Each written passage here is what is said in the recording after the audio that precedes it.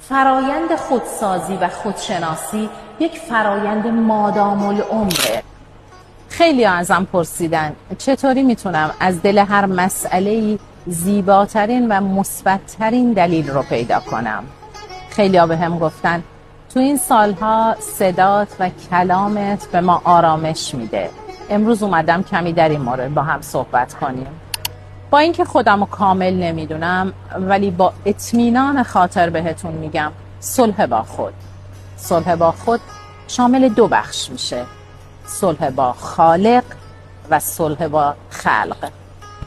صلح با خالق یعنی جایی که دیگه از خدا گله نمی کنیم بلکه یاد میگیریم حکمت پشت هر اتفاق رو ببینیم. صلح با خلق یعنی اینکه از هیچ کسی انتظاری نداشته باشیم، چون همه در مسیر رشد خودشون حرکت میکنن. وقتی روی زیبایی‌های درونت کار میکنی کم کم نگاهت به زندگی تغییر میکنه.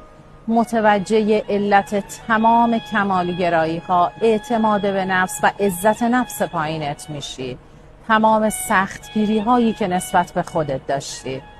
شاید امروز شباهتی به گذشته نداشته باشم ولی این دلیل بر بی‌نقص بودن من نیست، چون فرایند خودسازی و خودشناسی یک فرایند مادام العمره و هیچ کس نمیتونه به واسطه خوندن چند تا کتاب و شرکت در دوره‌هایی به انسان کاملی تبدیل بشه. مسیر خودشناسی یه پروژه ساختمانی نیست که تاریخ آغاز و تاریخ پایان داشته باشه.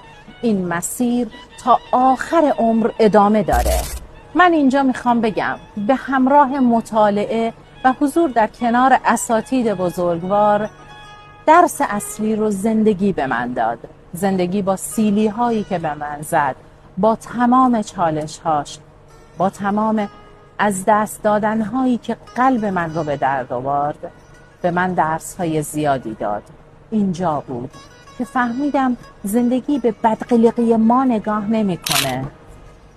امروز میخوام بگم تنها نقطه روشن و معجزه زندگی درک حضور خداوند در وجودته، صدای تپش های قلبته که وقتی با این نیرو همگام بشی زندگی روی قشنگ و زیباش رو به تو نشون میده و این تازه آغاز راهه.